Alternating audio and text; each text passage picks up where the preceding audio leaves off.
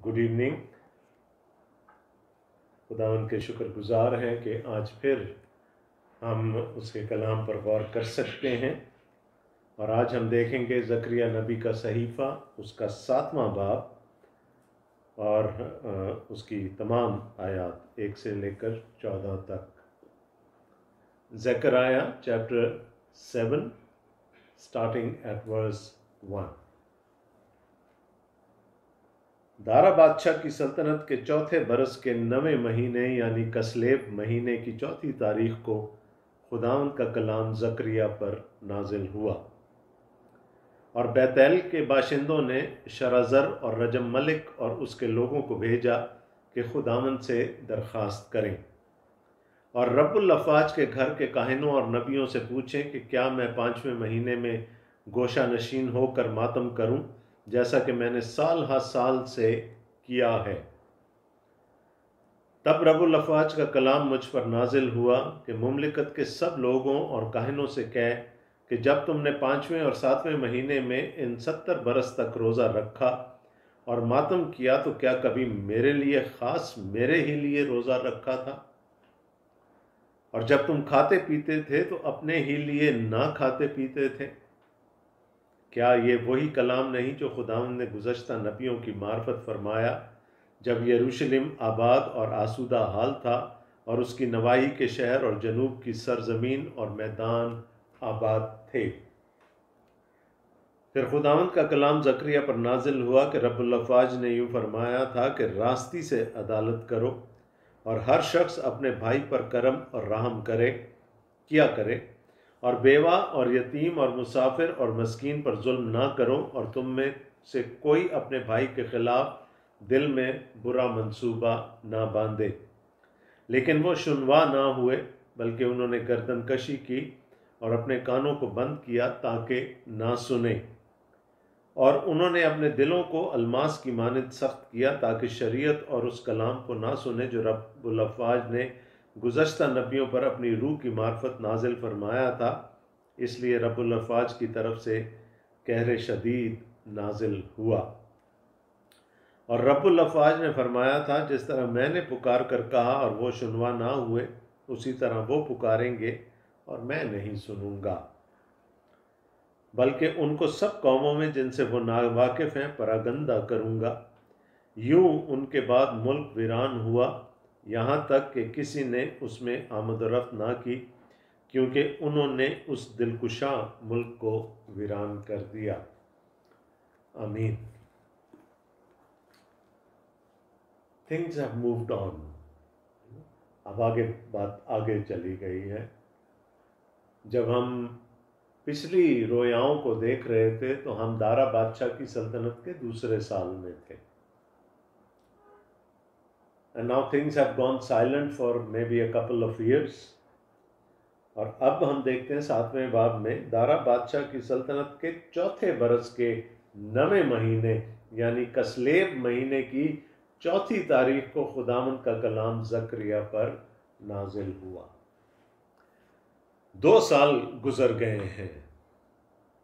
हैकल की तामीर का काम जारी है। अभी मज़ीद शायद 2 या उससे कुछ ज़्यादा साल लगेंगे जब हैकल पूरी तरह से वजूद में आएगी। काम जारी है। But people have not change their attitudes. काम तो कर रहे हैं। खुदावंद की आवाज़ के सुनवा भी हुए थे। उन्होंने हैकल की तामीर का काम भी शुरू कर दिया था। जब वो डिस्करेज हुए तो खुदा ने उनको फिर उबारा था, उनकी हौसला अफजाई की थी। और यूं हम देखते हैं कि तामीर का काम अभी चल रहा है बाकायदगी के साथ। 2 साल हो चुके हैं। और उस ज़माने में पत्थरों को तोड़ना पड़ता था, उनको तराशना पड़ता था, उनको फिर इस तौर से जोड़ना पड़ता था ताकि कहीं कोई झोल नज़र ना आए दीवारों में, और फिर दरख्त काट कर लकड़ी लानी पड़ती थी। तो it was a very lengthy process. So काम जारी है, लेकिन खुदा के लोग रूहानी तौर पर बीमार हैं। वो शिकार हैं ऐसी बीमारी का जो कि उनको लाहक है और वो उनको स्पिरिचुअली रूहानी तौर पर पीछे लेकर जा रही। फर्क है मजहबी होने में और रूहानी होने में। ये लोग मजहबी ज़रूर हैं, बड़े शद्दोमत से खुदावंद की हैकल बना रहे हैं, बड़ी शद्दोमत से आएंगे, यहाँ पर कुर्बानियाँ भी चढ़ाएंगे, यहाँ पर खुदावंद के हजूर गिरिया भी करेंगे, उसकी हमदो सना भी करेंगे, सब कुछ करेंगे, लेकिन everything is not well with them. There is a difference between religiosity and spirituality. तो जिस तरह से हर बीमारी को हम डिस्क्राइब करते हैं कि ये बीमारी है क्या, जैसे कि आजकल हम बात करते हैं कोविड-19 की, कोरोना की बात करते हैं, तो we all know it is a viral infection और उसका अपना एक कोर्स ऑफ एक्शन होता है। वो अपने पूरा पीरियड पूरा करके वो फिर उसके ख़िलाफ़ बदन में मुदाफ़ियत बनती है, इम्यूनिटी बनती है और यूँ वो अपना कोर्स पूरा कर लेता है। लेकिन कुछ लोगों में वो सीरियस बीमारी का पेश खैमा बनता है और कुछ में मौत का भी। तो वी नो हम डिजीज़ को डिस्क्राइब करते हैं, फिर उसको डायग्नोज करने के लिए हमारे पास चंद चीज़ें होती हैं, हमारे पास सिम्टम्स होते हैं, अलामात होती हैं। डॉक्टर के पास जब हम जाते हैं वो हमें चेक करता है, वो साइंस देखता है और फिर वो हमें टेस्ट लिख कर देखता है, फिर डिज़ीज़ कंफर्म हो जाती है तो फिर उसका इलाज बताया जाता है। और ये भी बता दिया जाता है, जो अच्छे डॉक्टर होते हैं वो ये भी बता देते हैं कि जी आपको डायबिटीज़ है, वॉक करनी पड़ेगी, इन चीज़ों से परहेज़ करना पड़ेगा। अगर ये सारे काम कर लेंगे तो मैं आपको दवाई पर नहीं डालूंगा, आपको मेडिकेशन नहीं खानी पड़ेगी। आप नहीं करेंगे तो फिर मुझे मजबूरन आपको मेडिकेशन देनी पड़ेगी। और मेडिकेशन लेते हुए भी अगर आपने एहतियात नहीं की तो then there can be serious consequences of this disease. इसके बुरे असरात आपकी ज़िंदगी पर मुरतब हो सकते हैं। तो यहाँ पर क्या है, कैलसनेस है, हार्ड हार्टेडनेस है, यहाँ पर सख्ती है, अंदर से पत्थर हुए वो लोग। बाहर से तो मोशंस तो पूरे हो रहे हैं सारे, यानी अपनी सारी रसूमात को भी वो पूरा कर रहे हैं, सब कुछ कर रहे हैं। एक आउटवर्ड रिलीजन है, बैरूनी किस्म का मज़हब है उनका, जिसमें कि वो खुदा की शरीयत को भी पूरा करने की कोशिश करते हैं और भी सारे काम करते हैं, लेकिन अंदर से उनके दिल सख्त हैं। और हम देखेंगे ये बीमारी है क्या, ये कैसी होती है, इसके सिम्टम्स क्या हैं, साइंस क्या हैं, और अगर इलाज ना किया जाए डॉक्टर के कहे के मुताबिक तो फिर उसके सीरियस कॉन्सिक्वेंसेस, उसके बुरे असरात क्या होंगे। तो बीमारी अंदरूनी है, रूहानी है। ये हम में से भी बहुत सारे लोगों को आज भी लाहक है और आप देखेंगे जब हम इस पूरे बाब में से गुजरेंगे तो आपको खुद अंदाज़ा हो जाएगा कि क्या किस किस किस्म की अलामात होती हैं और क्या इसके बुरे असरात हो सकते हैं। तो आइए हम देखते हैं 7वां बाब और उसकी दूसरी आयत से। पहली आयत में तो हमने देखा कि अब दो साल गुज़र चुके हैं, चौथा साल है दारा बादशाह की हुकूमत का, 9वां महीना है, कसलेफ का महीना है और उसकी 4 तारीख़ है और खुदा का कलाम नाजिल हुआ है। और हुआ क्या था, यहाँ लिखा है, और बैतएल के बाशिंदों ने शराज़र और रजम मलिक और उसके लोगों को भेजा कि खुदावंद से दरख्वास्त करें। अब ये थोड़ा सा कंफ्यूजिंग है ये आयत कि ये बैतएल तो सामरिया में था और वहाँ तो सामरी इबादत किया करते थे। ये वही पहाड़ है जहाँ जो याकूब का पहाड़ कहलाता है, जहाँ पर खुदा ने उस पर रोया जाहिर की थी, वो सीढ़ी वाली और फरिश्तों वाली। तो क्या ये लोग वहाँ से आए हैं या यरूशलेम में ही कोई एक मकाम था जहाँ जो बैतेल कहलाता था, या यरूशलेम के इर्द गिर्द कोई ऐसा मकाम था जो बैतेल कहलाता था, या फिर वो चूँकि खुदा के घर में है, बैत एल खुदा का घर, वो हैकल में आए हैं, तो शायद उसकी तरफ भी इशारा हो सकता है। बट एनी हाउ कुछ लोग आए हैं और वो एक सवाल लेकर आए हैं। बड़ा ये कोई अचंभे की बात नहीं है। जब लोगों को किसी किस्म की भी कोई कन्फ्यूजन होती थी तो वो जाते थे, काहिनों से पूछते थे और नबियों से पूछते थे और उनसे मशवरा करते थे, अपना सवाल उनके सामने रखते थे और उसका जवाब मांगते थे। अब यहाँ पर क्या हुआ, और रब्बुल अफ़वाज के घर के काहिनों और नबियों से पूछें कि क्या मैं 5वें महीने में गोशा नशीन होकर मातम करूं जैसा कि मैंने साल हा साल से किया है।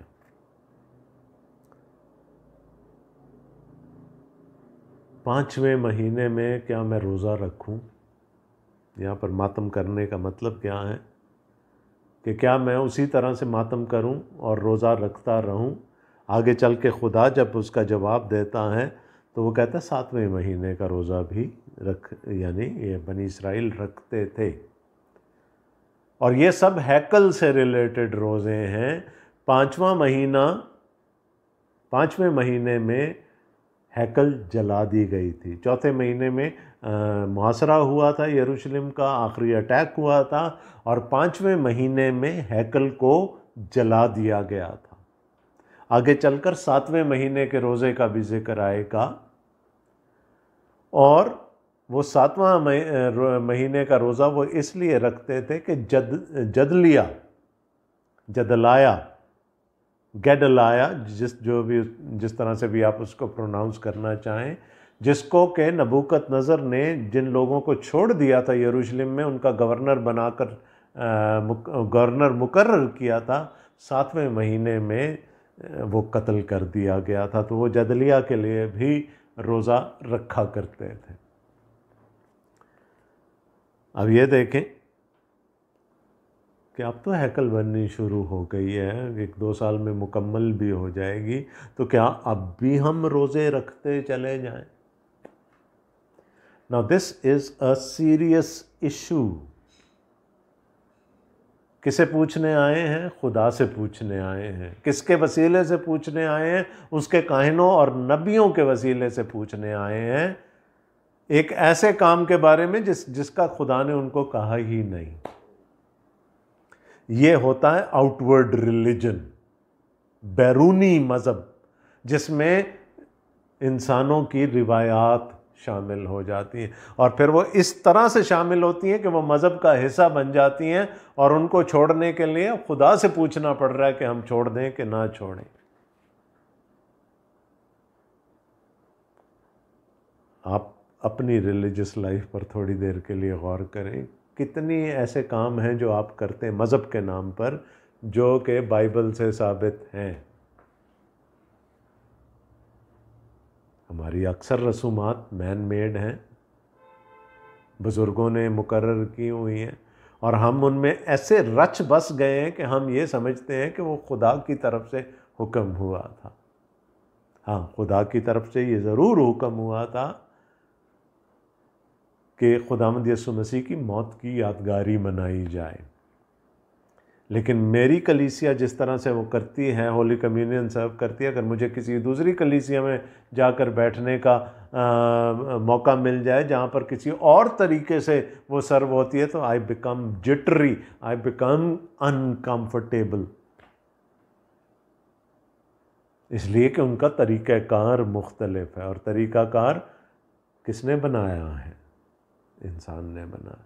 तो कहीं जाकर वो तमीज़ ख़त्म हो जाती है कि ये खुदा का हुक्म है या इंसानों की बनाई हुई रिवायात है। खुदावंद यीशु मसीह ने भी तो कहा था ना फरीसियों से कि तुम इंसान की बनाई हुई रिवायात के ज़्यादा ताबे हो बजाय खुदा के। ये खराबी है तुम में, ये वो डिजीज़ है where we have brought in man made regulations. तो ये जो आउटवर्ड रिलीजन होता है, ये क्या है? This is man made. पहली बात इसके बारे में मैंने कहा था ना, पहले डिजीज़ को डिस्क्राइब किया जाता है।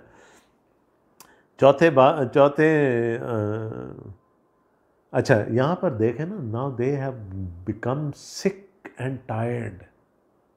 70 साल से रख रहे हैं यार, अब तो जान छोड़ दो। लेकिन कैसे जान छोड़ दें? अगर एक छोड़ता है तो दूसरे उसके सर पे सवार हो जाएंगे कि तूने ये रोज़ा क्यों रखना छोड़ दिया। तो उन्होंने भलाई किस में समझी कि खुदा से कोई फतवा ले लिया जाए, खुदा के नबी से कोई फतवा ले लिया जाए कि हम इसको तर्क कर दें। दिल नहीं है, heart is not into it, it's only just the observance, going through the motions जिसको कहते हैं ना। तो पहली चीज़ थी it's man made, the second is going through the motions. Motions हैं ना। हम में से कितने लोग हैं जो इशारबानी उसकी रूह को समझ कर लेते हैं? Otherwise, if you look at majority of the people, they just go up and come back. ना जाते हुए कोई फ़र्क था, ना वापस आते हुए कोई फ़र्क है। जब कलीसिया से बाहर निकल गए, चर्च से बाहर निकल के भूल भाल गए कि क्या करके आए हैं। Going through the rituals, going through the motions.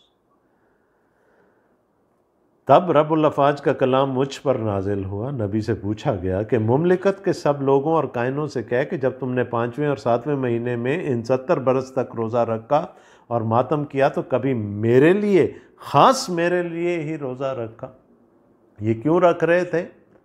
इनके बुज़ुर्गों ने रखना शुरू कर दिया था, जस्ट टू शो कि दे वर सॉरी फॉर ये जो हैकल के साथ जो कुछ भी हुआ है, उसको इन्होंने भी पिक कर लिया।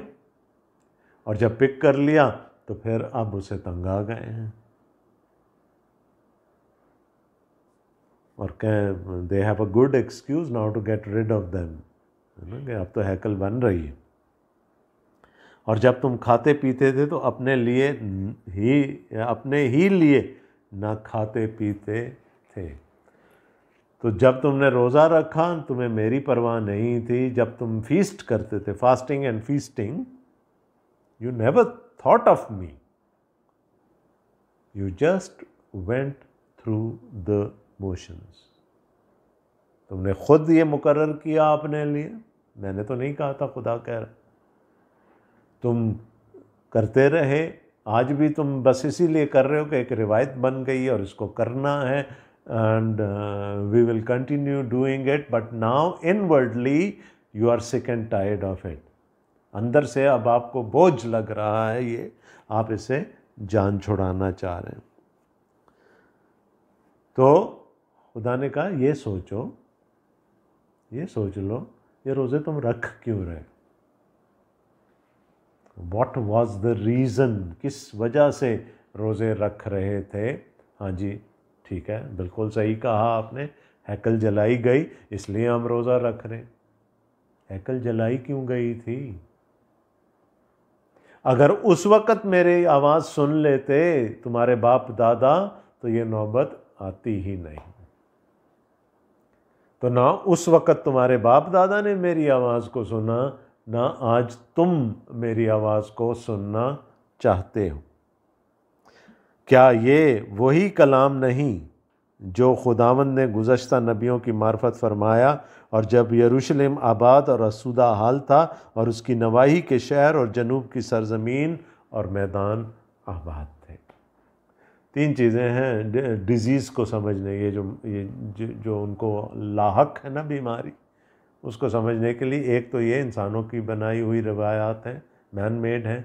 दूसरा, ये सिर्फ रस्म पूरी करने के लिए कर रहे हैं, going through the motions. And third, उनका मोटिव क्या है, उन किस वजह से रख रहे हैं, और खुदा उनको चैलेंज कर रहा है, मेरे लिए तो नहीं रख रहे तुम ये, तुम तो सिर्फ एक रस्म पूरी करने के लिए रोज़े रखते हो, तुम्हारा दिल उसमें है नहीं। तो मुझे क्या गरज है इस रोज़े से, रखो ना रखो, आई डोंट केयर अबाउट। उसने कहा कि अगर उस वक़्त तुम्हारे बाप दादा ने मेरी सुन ली होती बिल्कुल क्लियर, क्या ये वही कलाम नहीं जो खुदावंद ने गुज़श्ता नबियों की मार्फत फरमाया। यर्मिया रोता रहा, हबकूक चीख चीख के पुकारता रहा, लेकिन तुम्हारे बाप दादा ने उन नबियों की बात नहीं मानी। आज जब तुम किसी चीज़ को छोड़ना चाह रहे हो, किसी चीज़ से जान छुड़ाना चाह रहे हो, तो तुम्हें मेरा नबी याद आ गया और उसे तुम आकर ये सवाल कर रहे हो। You started it of, your father started it of, ख़त्म कर दो।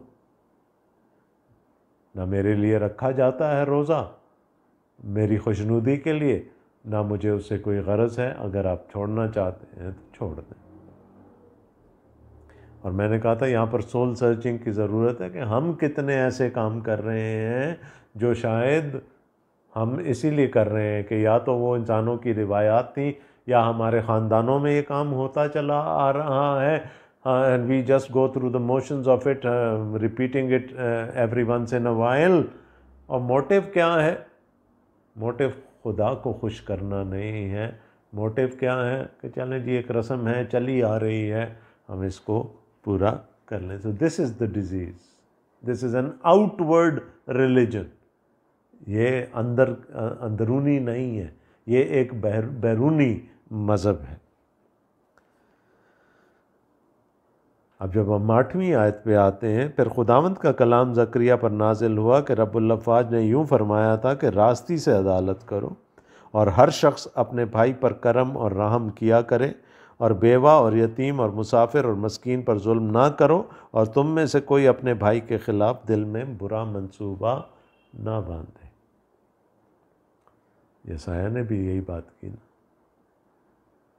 अगर आप यसाया की किताब और उसका 58th चैप्टर देखें, 58वां बाब देखें, तो वहाँ पर भी रोज़े का जिक्र है, और खुदावंद कहता है कि ये वो रोज़ा नहीं है जो मुझे पसंद है,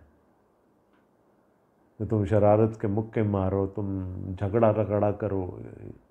खुदावंद क्या कह रहे हैं? मुझे तुम्हारे रोज़ों से ज़्यादा इस बात की फ़िक्र है कि there you should be a caring community. आपके यहाँ एक सिस्टम होना चाहिए जिसमें कि जो जो बिल्कुल मार्जिनलाइज्ड लोग हैं उनकी देखभाल हो, और अपने भाई के साथ इंसाफ करो। लेकिन दो बुराइयां थी बनी इसराइल में, बनी यहूदा में, जिनकी वजह से ये असीरी में गए थे। एक बुत परस्ती, आइडोलेट्री, और दूसरा समाजी इंसाफ का ना होना, बेइंसाफ़ी।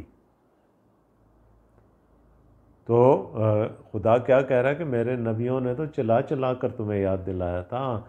खुदा ने तो यहाँ तक कह दिया था कि तुम्हारे ज़बीहों की कसरत से मुझे नफ़रत है। होशिया 6:6 में भी इसी तरह की बात रिपीट हुई। तो खुदा कहता है मुझे ये तुम्हारा जो ये आउटवर्ड रिलीजन है, ये जो तुम्हारी रसूमात हैं, ये मुझे नहीं चाहिए। मुझे तो अंदरूनी तब्दीली चाहिए। ये जो अंदर कैलसनेस है ना, तुम्हारे अंदर जो सख्ती है, you have to take care of that. तो नबियों ने तो कहा, क्या कहा? रास्ती से अदालत करो, हर शख्स अपने भाई पर करम और रहम किया करे, और बेवा और यतीम और मुसाफिर और मस्कीन पर जुल्म ना करो, और तुम में से कोई अपने भाई के ख़िलाफ़ दिल में बुरा मंसूबा ना बांधे। This is the gist of the message of the profits. ये समरी है। अब बात क्या हो रही है? दिल की हो रही है। दिल में बुरा मंसूबा ना बांधे।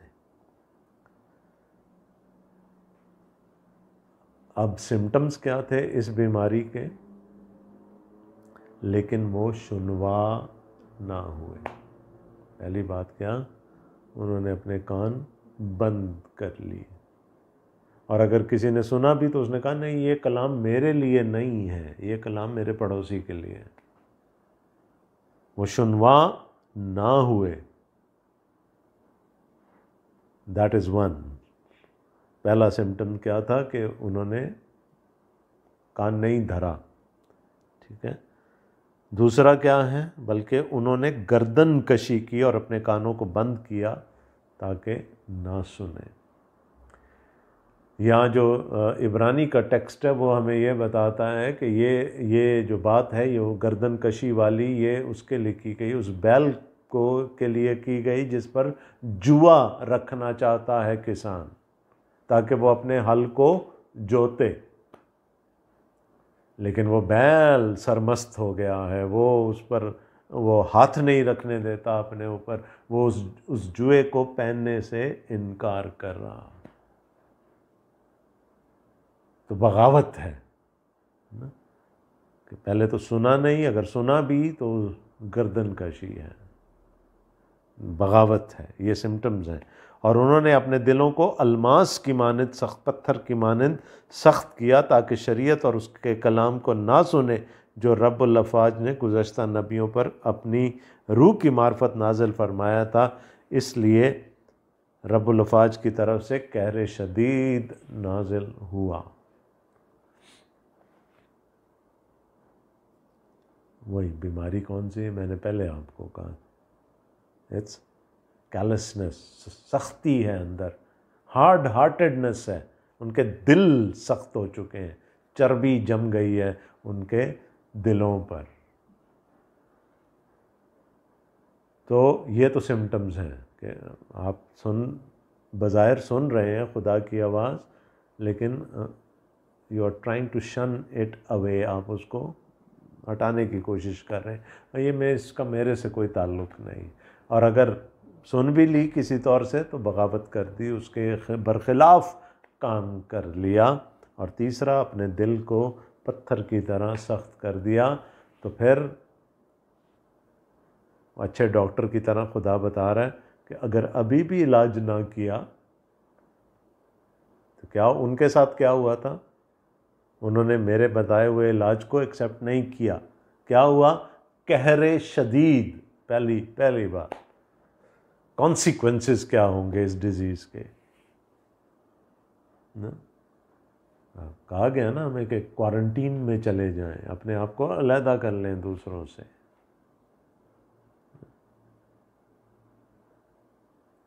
तो अगर किसी ने नहीं किया तो फिर दूसरों के लिए ख़तरा बन गया ना।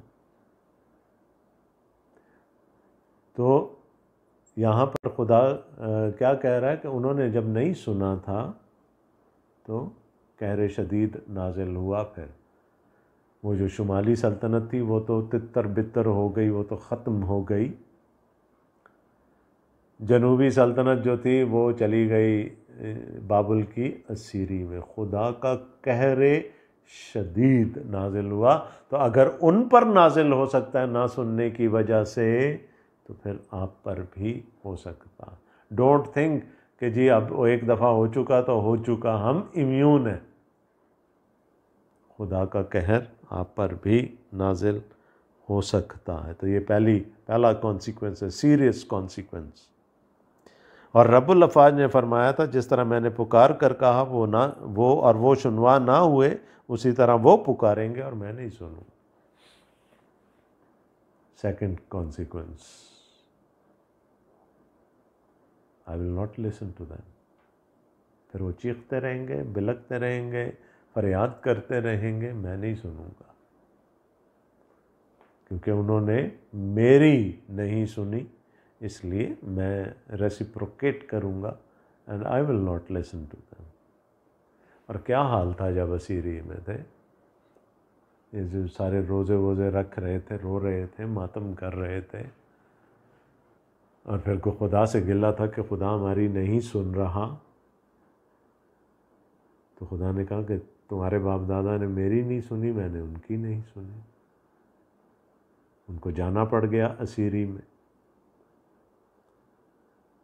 सेकंड कॉन्सिक्वेंस, बल्कि उनको सब कौमों में जिनसे वो नावाकिफ हैं परागंदा करूँगा। ठीक है, तो सज़ा क्या है? परागंदा हो जाएंगे। और अगर आप देख लें बनी इसराइल की हिस्ट्री को देख लें, कौन सा दौर ऐसा गुजरा जिसमें वो परागंदा नहीं हुए। आज वो फिर इकट्ठा होने की कोशिश कर रहे हैं 1948 के बाद, लेकिन कहाँ कहाँ वो परागंदा नहीं हुए, क्योंकि उन्होंने खुदा की बात नहीं समझी। तीसरा कॉन्सिक्वेंस, यूं उनके बाद मुल्क वीरान हुआ, यहाँ तक कि किसी ने उसमें आमद-रफ्त ना की, क्योंकि उन्होंने उस दिलकुशा मुल्क को वीरान कर दिया। और मैंने उनके मुल्क पर भी अजाब नाजिल किया, हैकल जल गई, फसील तोड़ दी गई, everywhere it was desolation everywhere. तो लोग खुदा की बात सुनकर हैकल बना रहे हैं, लेकिन एटीट्यूड्स चेंज नहीं हुए, रवैये नहीं बदले। जिस वजह से हैकल जली थी, आज भी वो उसी कैलसनेस का, उसी हार्ड हार्टेडनेस का शिकार है। आज भी वो रसूमात पूरी कर रहे हैं। उनको इससे गरज नहीं कि वो किसकी इबादत कर रहे हैं, इससे गरज नहीं कि वो किसके लिए रोज़ा रखना चाहते हैं। They are just going through the motions and they are happy. और वो समाजी इंसाफ जो खुदा देखना चाहता है उनके दरमियान, वो है ही नहीं, आज भी नहीं है। उसने कहा ये सोच लो कि हैकल तबाह क्यों की मैंने। जिस हैकल के लिए आंसू बहाते हो, रोते हो, पहले ये देख लो कि वो तबाह क्यों हुई।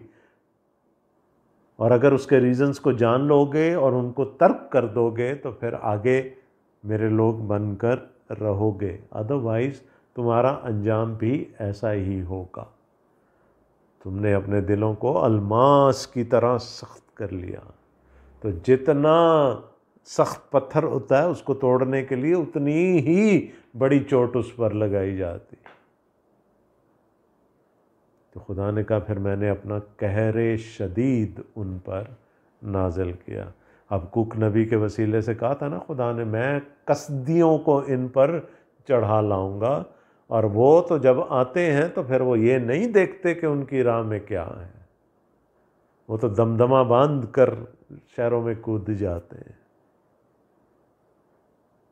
फिर मैं उनको ले आऊँगा। और ऐसा ही हुआ, क्योंकि लोग खुदा की बात के सुनवा नहीं हुए। और हम देखेंगे कि हैकल बन भी जाएगी, तब भी रवैया जात ठीक नहीं होंगे, एटीट्यूड्स ठीक नहीं होंगे। और उसके लिए फिर मलाकी नबी रोएगा पीटेगा।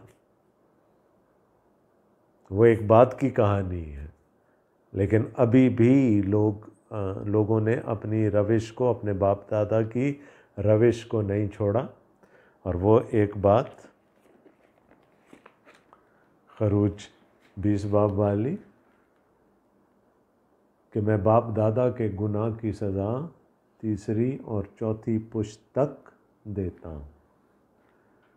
ये इंडिविजुअल बात नहीं की खुदा ने, ठीक है। हम में से बहुत सारे लोग इसको इंडिविजुअली ले लेते हैं कि अगर मैं गुनाह करूँगा तो मेरी नस्लें सफ़र करेंगी। हो सकता है करें, अगर खुदा की मर्ज़ी हो। लेकिन ये कौम की बात हो रही है, कौम के जो रहनुमा हैं, कौम के जो फादर्स हैं, वो अगर गलती करेंगे, वो अगर बुत परस्ती करेंगे, वो अगर मेरे अहकाम पर नहीं चलेंगे, तो फिर ये देखिएगा कि उनकी सज़ा जो है वो तीसरी और चौथी पुश्त तक। क्योंकि जो नस्लों की ख़राबी होती है ना, वो कई नस्लों में जाकर सुधरती है। तो ज़करिया नबी के वसीले से आज खुदा हमसे भी यही कहना चाह रहा है। क्या हम बस मशीन की तरह अपनी रसूमात तो पूरी नहीं करते, और जो करना चाहिए कि हम ध्यान रखें गरीबों का, मस्कीनों का, यतीमों का, अपने भाई के साथ इंसाफ करें, क्या हम वो भी कर रहे हैं या नहीं? अगर नहीं कर रहे और दिल में सख्ती है तो फिर our religion is also an outward religion. ये सिर्फ एक शोकेस है जो हमने अपने ऊपर चढ़ाया हुआ है, अंदर से दिल अलमास की तरह सख्त है। सोचने का मकाम है। खुदावंद आप सबको बड़ी बरकत दे। आमीन।